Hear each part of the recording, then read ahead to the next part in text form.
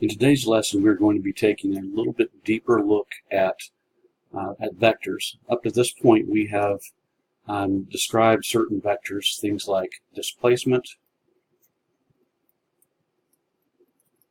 position, displacement per time would be velocity, and we also have acceleration. Quantities that are not vectors are called scalars. And that would include things such as mass and time. Up to this point, we've only looked at items really primarily from the standpoint of direction. And when we've, for instance, been putting values in kinematic equations, we've been concerned about what signs they have so that the algebra works out appropriately in terms of having something like a positive velocity but a negative acceleration, such as an object that's been thrown into the air. And during that scenario, we're going to have a slowing down process. But there's quite a bit more to vectors that we need to consider before we can go much further in the course. So when we're looking at vectors and we're doing mathematical operations on vectors, such as addition, we can represent them graphically with arrows. And we can actually do graphical addition of those arrows. The arrows point, of course, in the direction of the vector, as we've seen in motion maps. And the length of the vector is proportional to the magnitude of the quantity. So, as an example, if we have a displacement from let's say 10 meters to the east, then we would draw a vector that, let's say that 2 centimeters is equal to, well, 1 centimeter is equal to 2 meters, then we would say that we have a vector that's going to, that's 5 centimeters long, is actually a vector that represents a distance of 10 meters. And if we had a displacement of 20 meters to the east, then the size of that vector is going to show up as double the size of the first, because 20 meters east is double 10 meters to the east. And of course, if we had one that was 20 meters to the west, then we would draw a vector that's the same length as 20 meters to the east, but in the opposite direction. So we can compare sizes of arrows to represent in this case, the displacement vector. But any vector that is double in size to another is double in length compared to another is double in size for whatever that quantity is. Unless, of course, we change scales somehow. Now, when we're adding two vectors, there's a little vocabulary here, we've got a term known as the resultant. The resultant is the sum of two vectors, and sometimes we would call it the net vector. You see that term sum as well. And the resultant vector is a single vector that you would have if you had the same effect as a combination of the other vectors being added together. The individual vectors that you add together to give the resultant are known as the components. So we could say component 1 plus component 2 equals the resultant. So let's look at an example. Sarah walks 3 units to the east and then 4 units to the west. What's the resultant displacement? So what we would do in a situation like this, in terms of how do we add the two vectors, is we would first just draw the two vectors.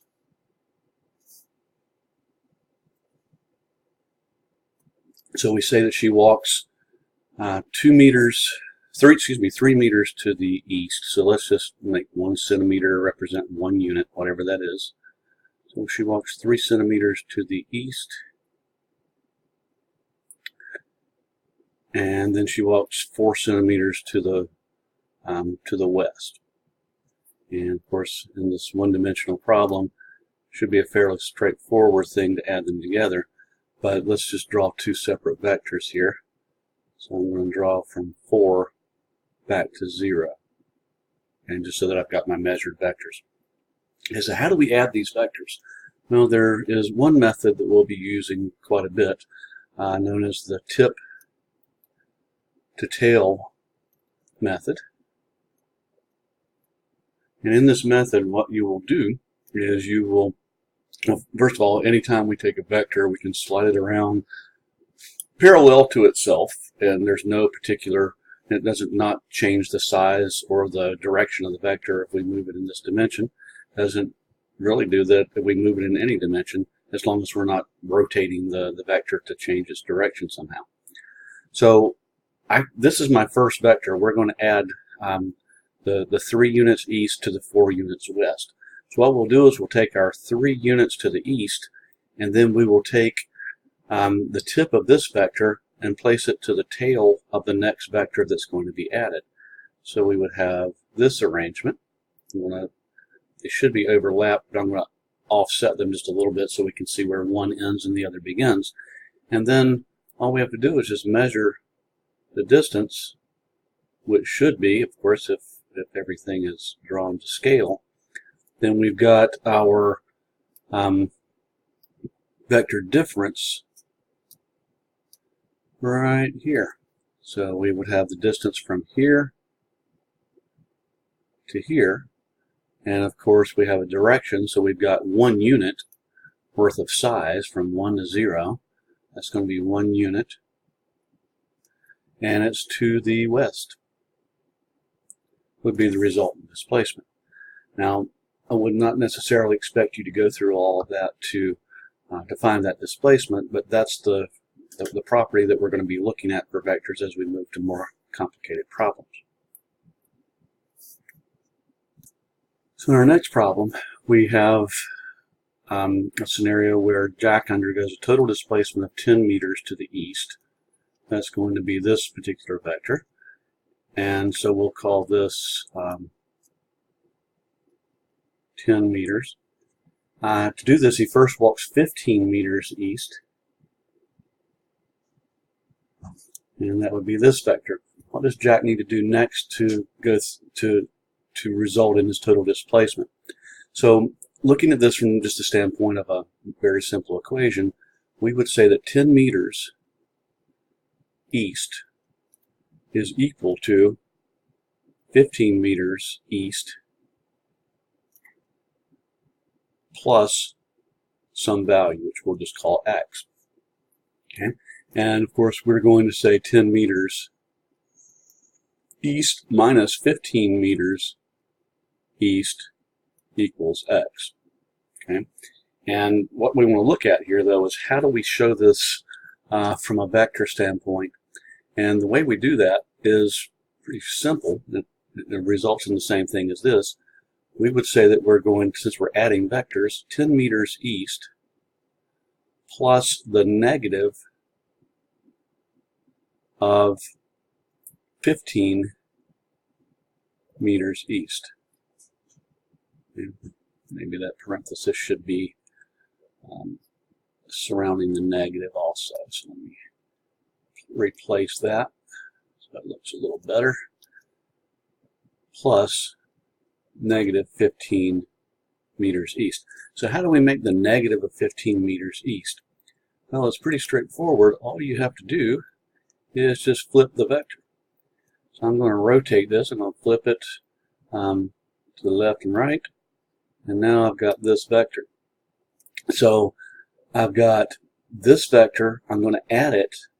Actually, I'm going to move it over just a little bit. There's my 15. There's my 10, excuse me. I'm going to add by placing this tip to tail. So 10 meters plus the negative of 15 meters east. And that is this result. So then my resultant vector is just simply what's left over. So it would be from here to here.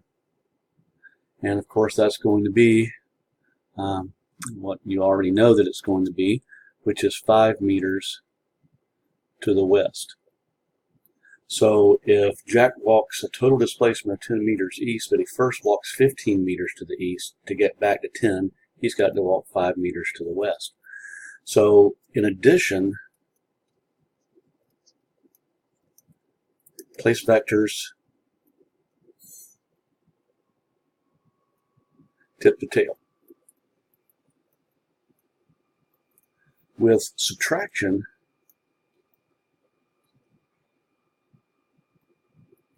we're going to have vectors, we're going to still add the negative tip to tail. So we're still adding, we're still following the same process, except the one that we're subtracting, we're just reversing the direction and still placing it tip to tail. Now, we're not going to be doing anything with multiplication or division right at this point. When you're multiplying vectors, there are actually a couple of different ways to do that, and that's just something we'll talk about as the need arises when we deal with some topics later.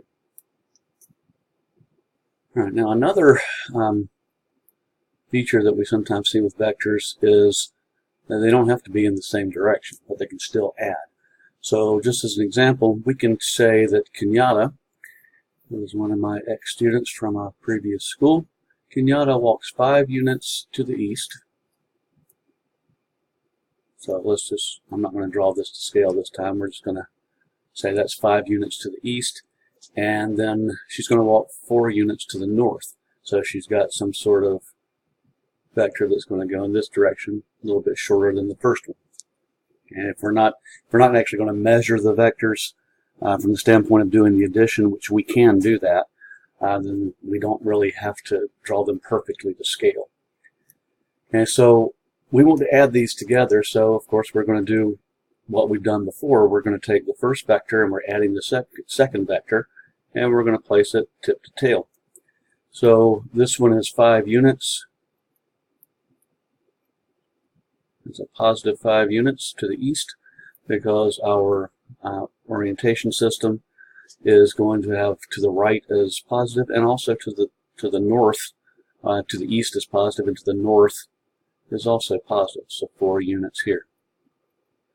So her displacement is actually the distance from, or the vector that would lead from the start point of the first vector to the end point of the second vector. Now if we go back and look at the previous problems, I'll go back to here, let's say, we're placing these tip to tail, so I'm letting my vector sum be the distance from this point, the beginning of the first vector, to the end of the second vector. And the same would be true here, the distance from the start point to the end point of the second vector, start point of the first vector to the end point of the second vector. So nothing's changed. We're still going to do that here, and that of course gives us a triangle. So the vector addition becomes a little bit different here. We can't just say 5 units plus 4 units equals 9 units because they are at a right angle to one another.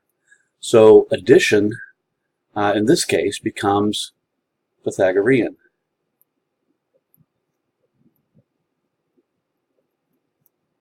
Which just means simply that we would say c squared, which is the resultant, is going to equal a squared plus b squared. So we're going to use our simple Pythagorean theorem. So the resultant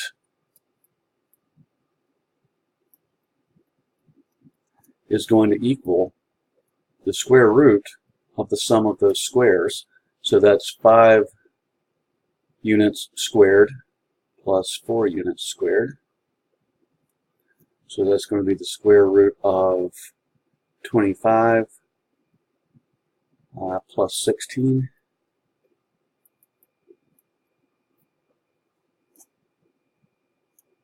And that's going to give us a resultant equal to 6.4. So the resultant here is 6.4. So what that means is that our friend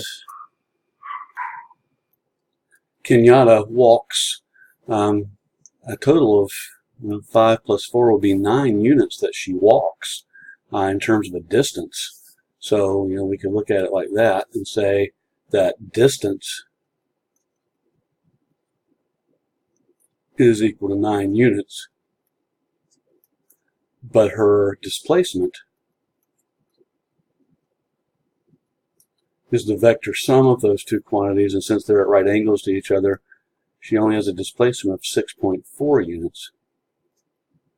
So, in other words, what that means is that instead of walking from this location to here and to here, she could have just walked that single straight line distance of 6.4 meters, and that would have represented her, her net displacement, or her resultant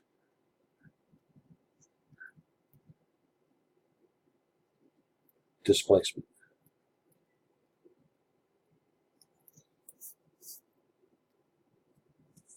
So let's do another. While following directions on a treasure map, a pirate walks 45 meters north. So let's draw some vectors here. 45 meters north, so we'll call this 45. And then only 7.5 meters to the east. So I'm going to draw another little vector over here. Let's say that's 7.5. And I need to make it a little, come down to perfectly east. Okay. And of course, if you're drawing your scale, 45 meters is going to be relatively long, 7.5 meters relatively short. So we have to just be consistent and say this one is the large one, this one is the small one. So what single straight line displacement could the vector, because the pirate, have taken to reach the treasure? Well, that's going to be the vector sum of these two. And to make the vector sum, we're going to place them tip to tail, and then we're going to draw in the resultant, which would be from the beginning of the first vector back here all the way up to the tip of the second vector there. And that's going to be, let's say this was 45 meters north, that's positive, and this is 7.5 meters east, so that's also positive. So we have our resultant is going to be the square root of 45 meters squared plus 7.5 meters squared. That will give us a resultant equal to 45.6 meters. And then we have to think about what direction it's pointing. Okay, so we have not actually, we didn't do that on the last problem. Maybe I need to go back and take a look at that. But what sort of direction do we have? We've got a positive direction here, a positive direction there. We can say this is to the north, this is to the east. So generally speaking, when we are going to put in some sort of cardinal direction, we look at this as saying, if we're measuring the angle. So if we're looking at the angle here, this would be the theta that we would look at here, and it's measured against north, so, or against the positive y. So what we would say as far as a sense to this, sense of the vector, is going to be some sort of directional orientation that tells us where that vector is going. This one would best be written as east of north. So this is your reference, which is the positive y, and we're looking at it being to the east of the positive y. So whatever you're measuring the angle against is going to be your reference. Okay, if we go back to Kenyatta for just a second, how would we do that? So there's really, we've got a north here, and we've got an east here.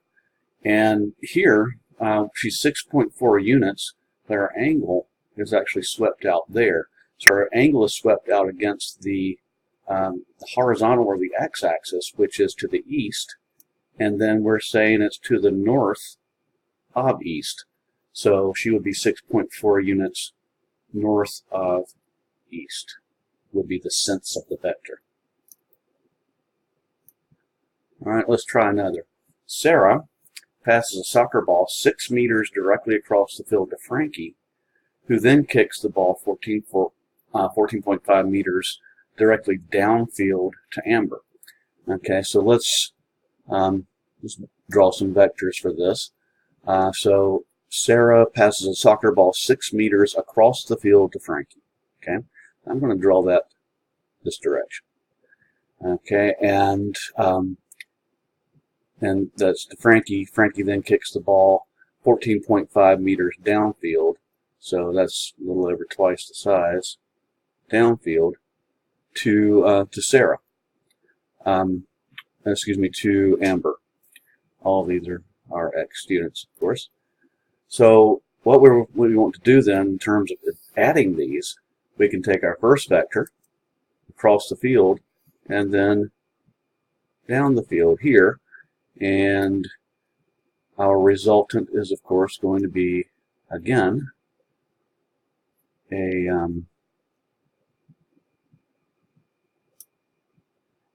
vector from the beginning of the first one. That's where Sarah first passed the ball, down to Amber here at the end. And that does need to be an arrow, not just a line. So I'm going to put an arrow in here.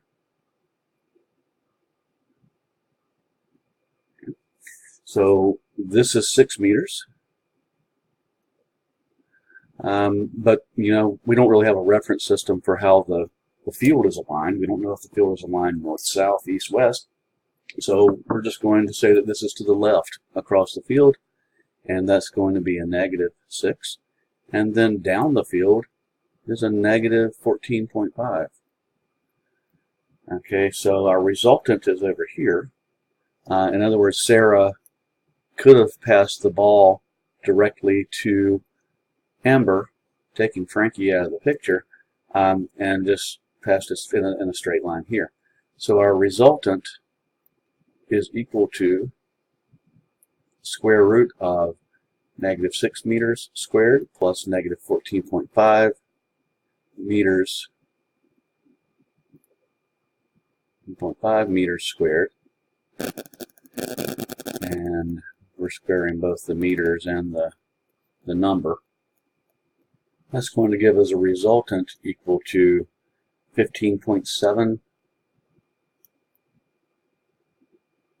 meters. And we need a direction here. So, you know, we're looking at the ball is passed to the left and down. So we'll just call it left and down. Okay, and this would be the magnitude, and this would be the sense of the vector. And of course, we're making up our reference system here. We don't know really what direction it is. The resultant would be the same in terms of magnitude, regardless of the sense of the vector. So the sense, obviously, we had negatives. If we put positives here, we would have gotten the same thing. But the sense of the vector in this case probably doesn't mean much unless we know more about the actual picture of how the players were actually kicking the ball around in the field. In our next problem, we have a hummingbird. So here's a hummingbird, and it's going to fly along a straight path at a height of 3.4 meters above the ground. So let's put ground here. And upon spotting a flower below, so here's a flower.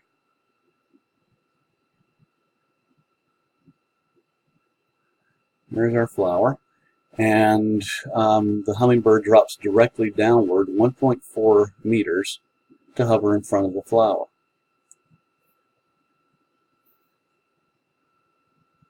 So our hummingbird then is going to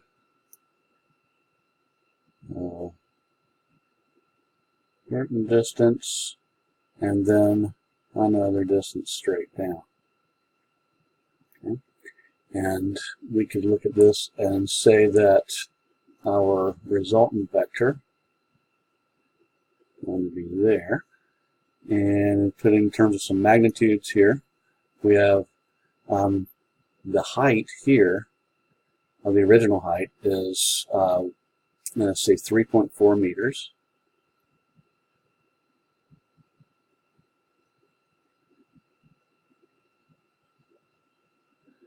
And the hummingbird is flying 1.2 meters, obviously not to scale, and then drops 1.4 meters. And we want to know the displacement of the bird. Okay. Again, we've just got a Pythagorean addition that we're going to do. So we would say that we have our hummingbird is going to have a displacement, r here. R is equal to 1.2 meters squared plus a negative 1.4 meters squared, because this is down, so that would be a negative. And then we're going to take the square root of that sum, and that will give us a resultant displacement of approximately 1.8 meters displacement, and forget about all that. And it's going to be to the right and down, or you could say down and to the right.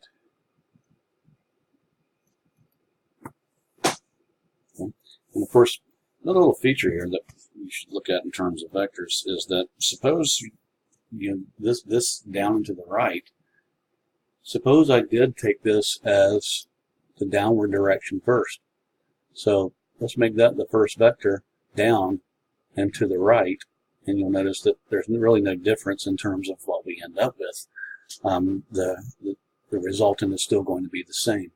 So that's a feature that we're going to make use of. And another method of adding vectors then is the parallelogram method that we can see maybe a little bit later.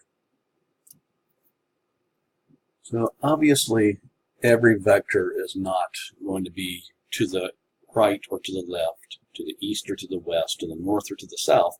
Sometimes we have vectors, as we've had with our resultants, for instance, that are, in all sorts of directions. And these vectors can be added together. For instance, we could say first vector plus this one, and then that would give us a resultant vector that's going to be added, that would be off in this direction. So that would be our resultant vector if we were adding these three together. So how do we add vectors that are not directly along an x or y axis? Well, to do that, there are multiple methods, but one method that we'll make a lot of use of is resolving the vectors into their components. So if we have a vector that is, let's say, this vector, and we want to look at it, this vector, as well as any other vector that is in an angle, has two other vectors that are associated with it. We could say that this vector is pointed up and to the right, or to the right and up, either way you want to look at it. So we could say it's pointed to the right, and it's pointed up. So that gives us a x and y component that are at 90 degrees to each other. And of course, if they're at 90 degrees to one another, or if they're in the x and the y, they have to be at 90 degrees to one another. And we should be able to find these sides to be able to add, to be able to help us add something like this, for instance. So let's look at how fast a truck has to travel to stay beneath an airplane that's traveling at 105 kilometers per hour at an angle of 25 degrees. Okay, so let's suppose we draw, first let's draw the ground. Okay, so here's the ground. And then we've got a vector representing the velocity of the plane that's moving at, let's just put it over here somewhere. So it's 25 degrees to the ground. Let's say it's moving in this direction, and let's go ahead and put in that we have 105 kilometers per hour, and the angle above the ground is 25 degrees. Okay. And then we've got a truck that's traveling beneath our plane. Okay, so down here we've got a truck.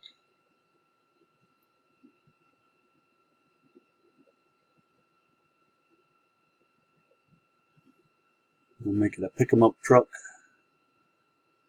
and an odd one. Okay. Looks kind of high, must be four-wheel drive. So we have two velocities here. We've got the velocity of the truck,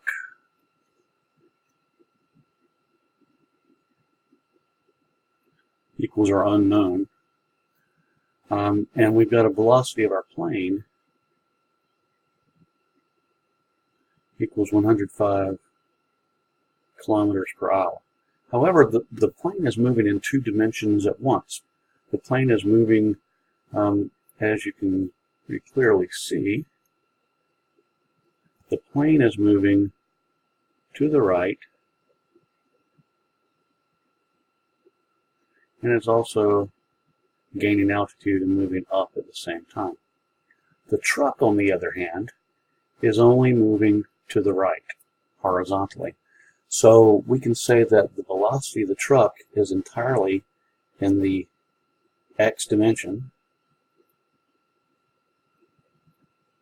but the velocity of the plane is right and up, or in other words, it's moving in the x and in the y at the same time. So if the truck wants to stay beneath the plane, that means that the velocity of the truck has to equal the velocity of the plane in the x dimension. So those two have to be the same, which that should be easy enough to figure out what the x dimension of this plane's velocity is. And so what we've got then is an angle, and if we look at this right triangle, this is our hypotenuse, and this is the side that's adjacent to the 25, and this would be the opposite side, the 25-degree angle. So if we want to find the x component, then we would say that we can form a ratio here to say that the adjacent side here, our x component,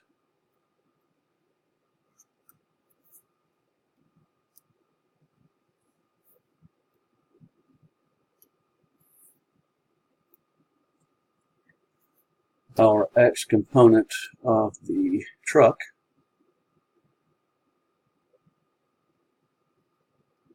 compared to its velocity along its pathway, which is 105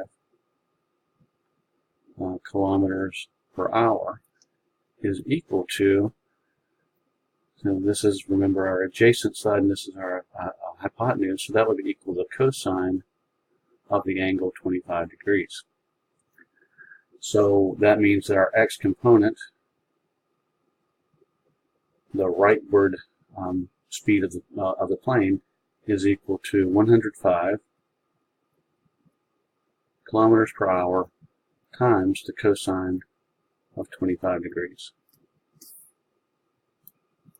When you're doing this, make sure that your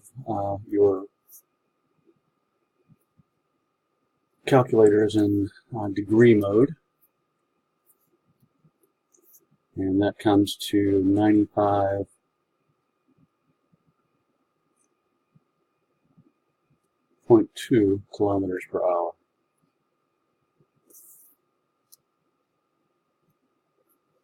So that means that our truck the plane is moving 95.2 kilometers per hour to the right,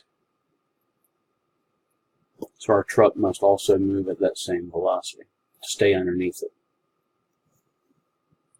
Now, what about the vertical component of the velocity of the plane in that problem? To get the vertical component, we're going to say that we've got our triangle, we've got our original velocity here, 105 kilometers per hour. We had 95.2 kilometers per hour here. And we've got an angle of 25 degrees. So once you've got all that information, you've got multiple ways that you can calculate the vertical velocity, which is just the velocity of the plane in the y dimension. And that would be, I'm going to go with another trig function. We could say that the cosine of 25 degrees, we could say that the sine of 25 degrees is equal to the velocity of the plane in the y dimension divided by 105 kilometers per hour. We could also say that the tangent of 25 degrees is equal to the velocity of the plane in the y dimension divided by 95.2 kilometers per hour. We could also say that 105 kilometers per hour squared equals 95.2 kilometers per hour squared minus the velocity of the plane in the y squared. And this is, of course, just the Pythagorean theorem as our three different methods to get there. I'm going to go with the first one, and that would give us a velocity of the plane in the y equal to 44.4,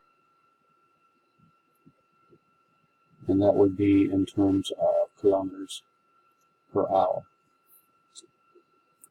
So that means the plane, while flying 95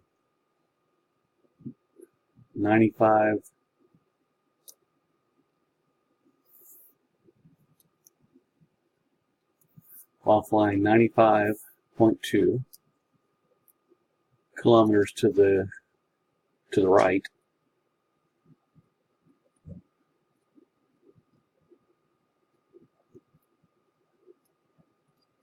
it's also climbing at a rate of 44.4 kilometers per hour simultaneously. And that's, of course, what's causing it to go up and to the right at the same time. It's moving to the right faster than it's climbing.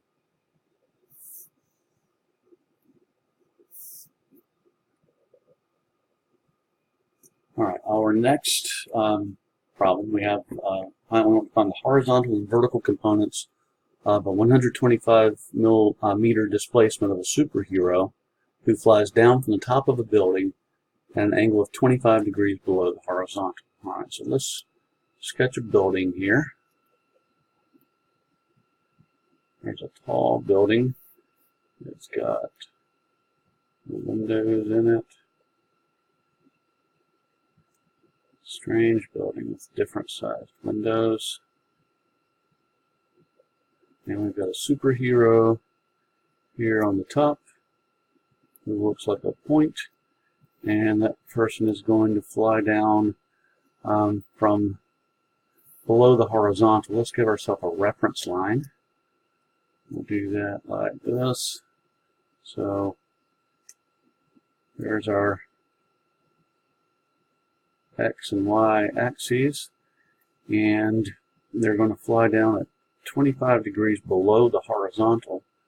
So we're going to have our vector, let me get a smaller size here. We're going to have a vector that's line like so. And we'll call this angle here theta, which is 25 degrees. Okay, and the displacement for this this superhero is 125 meters at an angle of 25 degrees. So we want to know, in the problem, we want to know what is the delta x and what is the delta y, horizontal and vertical displacements. Okay, so our horizontal displacement, sketch this in. I can find the right tool to do it. I think I'll use this, and I think I'll use this, and a solid line. Okay, so we're going across to the right, and then down. I'm going to move those a little bit. I'm going to slide this over, if I can grab it. There we are.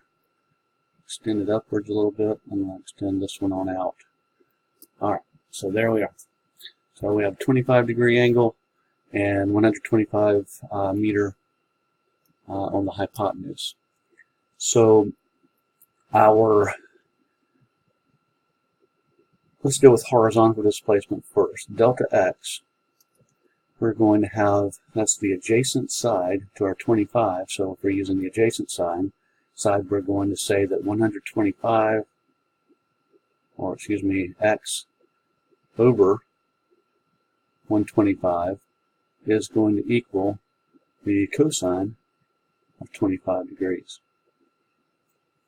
Okay, so that would be 125 times the cosine of 25 degrees equals, it's like 113 .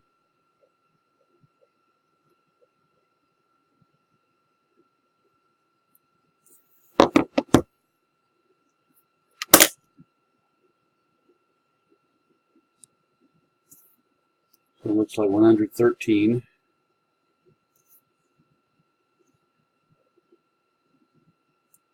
And that would be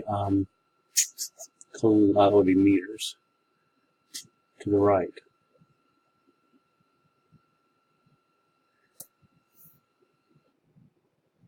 To get our delta y, get back in my pen again.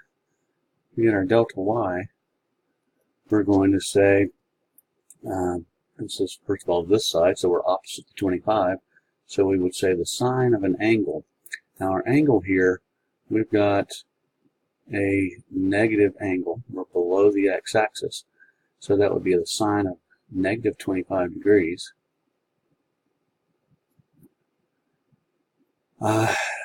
Is equal to delta y divided by 125. And that comes to a delta y equals 125 times the sine of negative 25 degrees, and that comes to negative 52.8,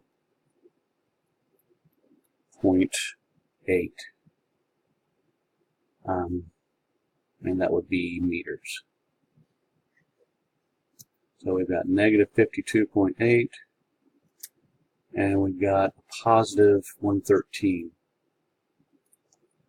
So as the superhero is displacing 125 meters down to the right at 25, he's moving negative 52.8 meters down for every 113 meters he's moving to the right. Now on this negative angle, you could also handle this as just the sine of 25 degrees versus the sine of negative 25 degrees. You get the same value, except the sign's different, obviously. If you put the negative in, it's going to let you know that if you are going down. If you use the sine of 25, you've got to remember the direction of your vector is pointing down, so you've got to place a negative there. You could also do this as if we're starting from the positive x and going all the way around to here, you could also do, which would be 335 degrees. And the sine of 335 degrees is also equal to that negative value that you would get for the sine of negative 25 degrees. So the sine of this positive angle and the sine of this negative angle give you the same value, both in magnitude and in size, magnitude and in sign or direction. Okay, so our next example, we're going to have a child riding a toboggan. For those of you from the south, a toboggan is just a sled, not a hat in this case. And we are going to be riding that toboggan down a hill. So let's actually draw a hill here. There's our hill surface. And let's go ahead and draw in there also. We've got our child that's on the toboggan. So here's the toboggan. And there's the child. Okay. And they're going down the hill. Okay. Angle of the hill is 30.5 degrees to the horizontal. You also look at that up here as being to the horizontal, so below the horizontal if we're at the top. If the hill is 23 meters long, so from here to here, let's say, is 23 meters, what are the horizontal and vertical components of the child's displacement? So let's redraw. Okay, so this is the hill that we're on here, but we can redraw this from the standpoint of the vectors representing displacement.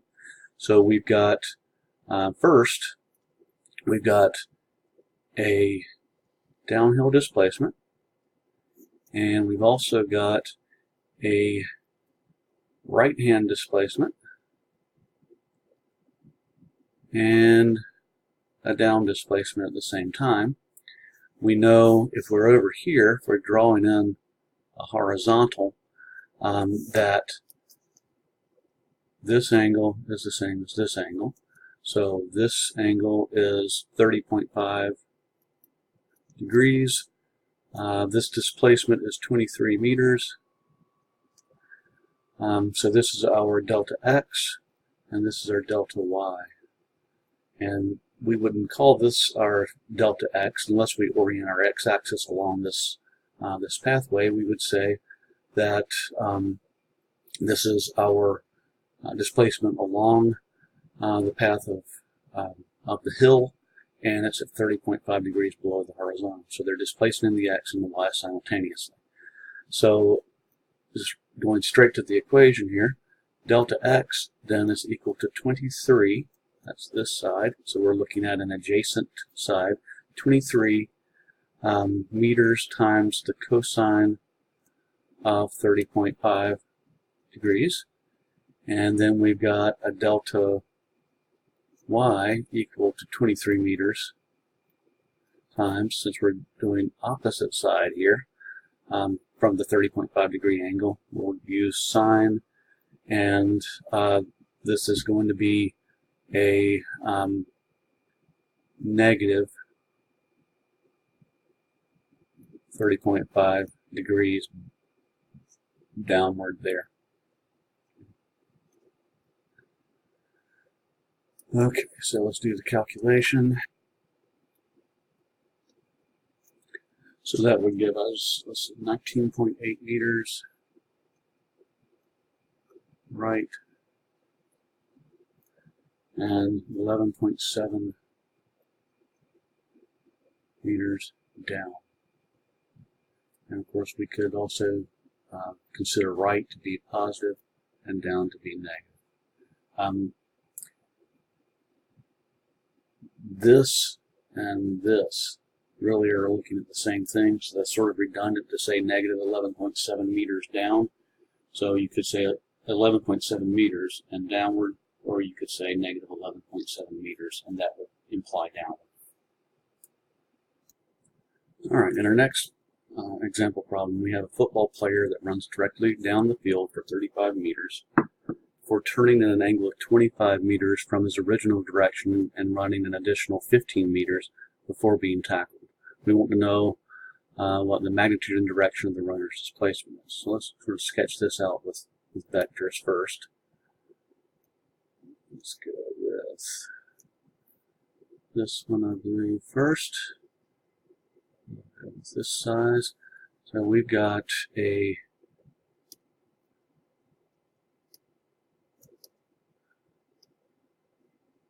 get this thing to cooperate with me.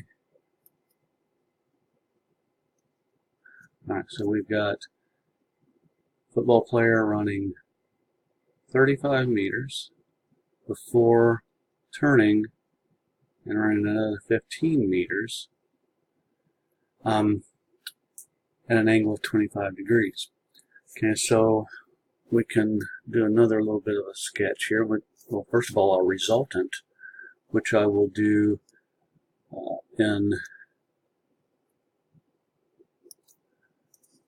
let's do that and try to do it in red. We'll see. Yeah. Our resultant is going to be here.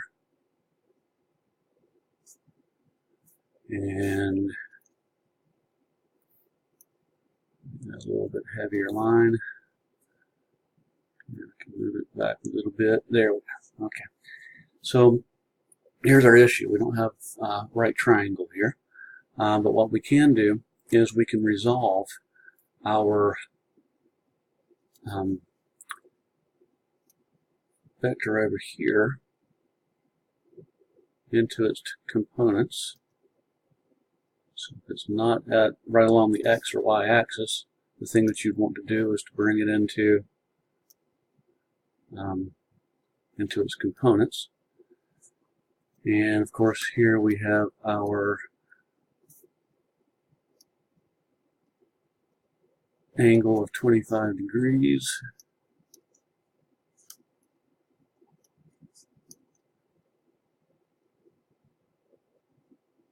There with our displacement here. So this is the resultant displacement in red.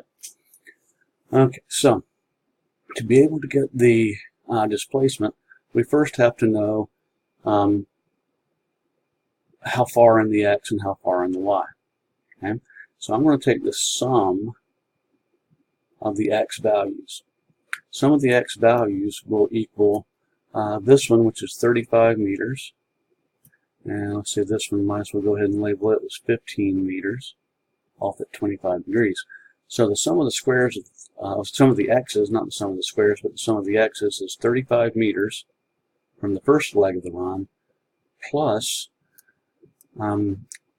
15 meters times the cosine of 25 degrees. And then we can also look at the sum of the y's, which there is only one y displacement, and that's with the second leg of the run. That's going to equal 15 meters times the sine of 25 degrees. So if we have all the x's and all the y's, then that gives us one larger right triangle, and we can say that the resultant would equal the square root of the sum of the x's squared plus the sum of the y's squared.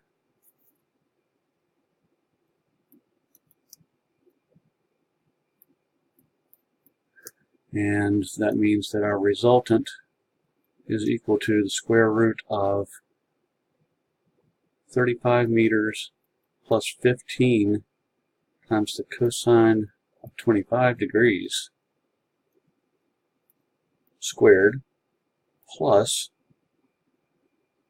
the 15 meters times the sine of 25 degrees squared. And of course the resultant is then the square root of these. So we're just using Pythagorean theorem. And let's see what this comes to.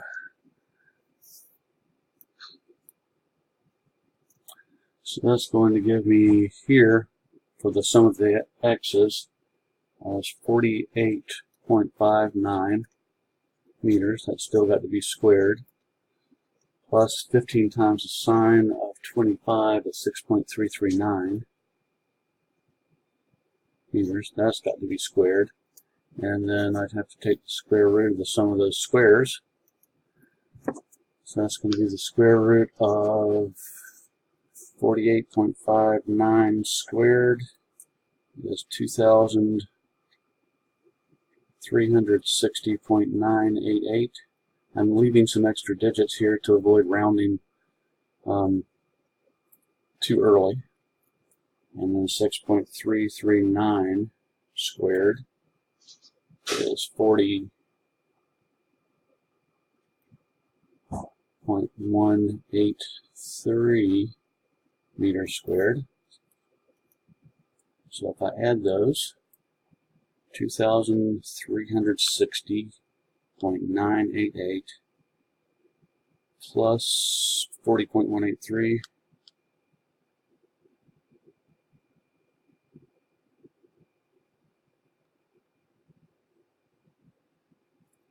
and then take the square root, I'm getting a square root of 49.00 meters, or just 49 meters would be fine.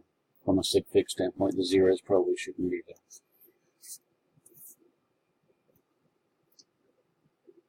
Okay, so that gives us the magnitude of the displacement, which is 49.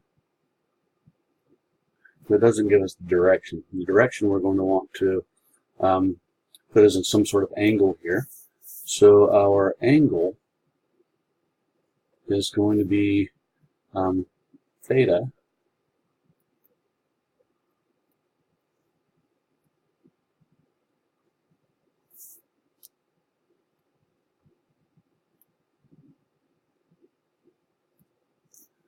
Okay, so we know the x component. In fact, we can go ahead and redraw our triangle here, sort of, with a different scale. Always remember that these are vectors when you draw the triangles, and the arrows do matter. The most common mistakes of students is drawing triangles without drawing arrows in, and the end result is that they lose a sign somewhere. We've got an angle theta here. We know that this side is 6.339 meters. It's coming from here. And the other side is 48.59. And then the resultant here is 49 meters. So we can use these two sides, or really any of the sides. We've got multiple ways we can do this.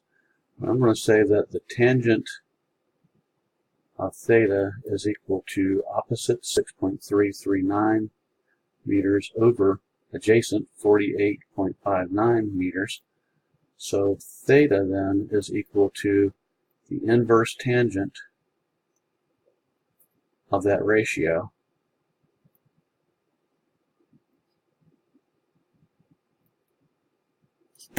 And that comes to 6.339 divided by 48.59. And then we need an inverse tangent or arctangent, and that comes to an angle of 7.43 degrees. And that's to the, we're looking at a player running downfield, so we're running downfield is from left to right. So we could say that this is 7.43 degrees the way we've drawn it to the left of downfield.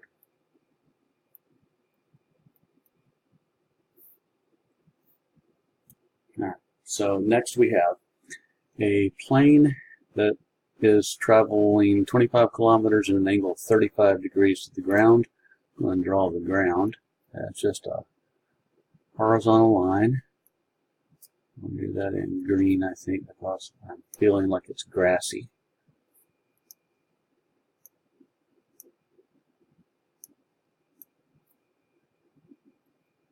At least I'm going to try to. There's our ground. We have the plane first traveling at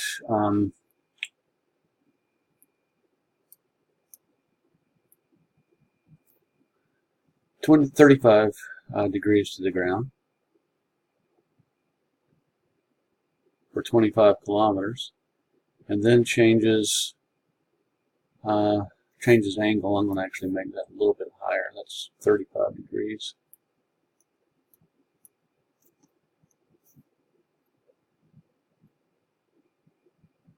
And then travels at 22 degrees to the ground.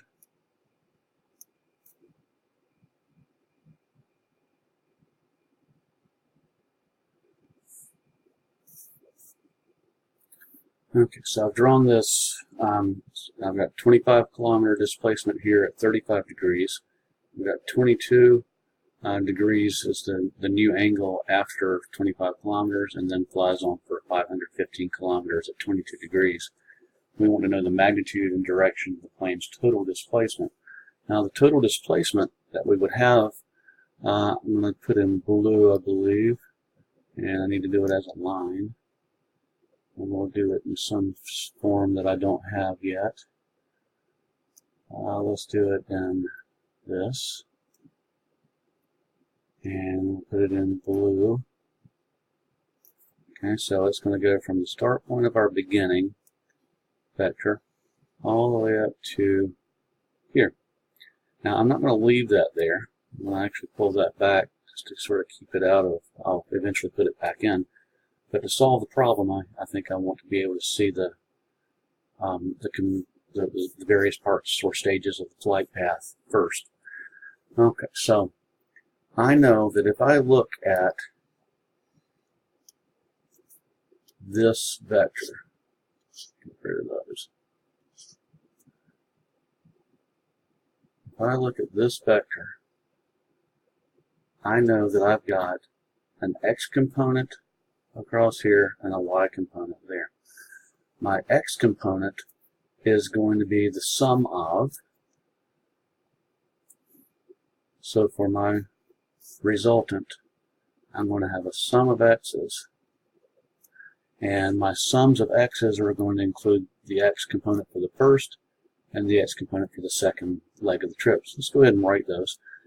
X component for the first part is going to be the 25 kilometers multiplied by the cosine of 35 degrees. And I'm going to add to that the x component for the second portion of the trip, which is 515 kilometers times the cosine of 22 degrees. Then for my sum of y's, because I'm going to have a height to this triangle also, here, all the way down, is going to be this vector plus the one below it, which would be this one. So sum of the y's is going to equal 25 kilometers times the sine of 35 degrees plus 515 times the sine of 22 degrees.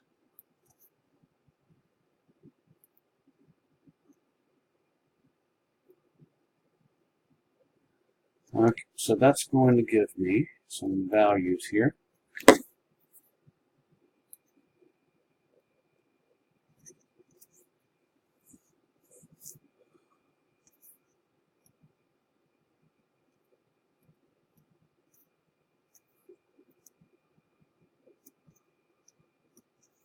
Okay, so that gives me here for this component 20.5 kilometers, 477.5 kilometers for this component.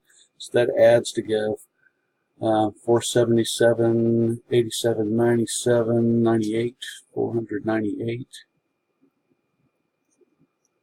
kilometers in the X, and then we've got 192.9 plus 14.34. That gives 207.2 kilometers This is x, this is y. Now we want to find the resultant. So that gives us our x component across and our y component up. So we want to find this side, which is going to be the blue dashed line here running from start to finish. That's going to be the resultant displacement. Is going to equal the square root of 498 kilometers squared plus 207.2 kilometers squared. So that's 498 squared plus 27.2 squared, and then take the square root of that, and that gives an R displacement of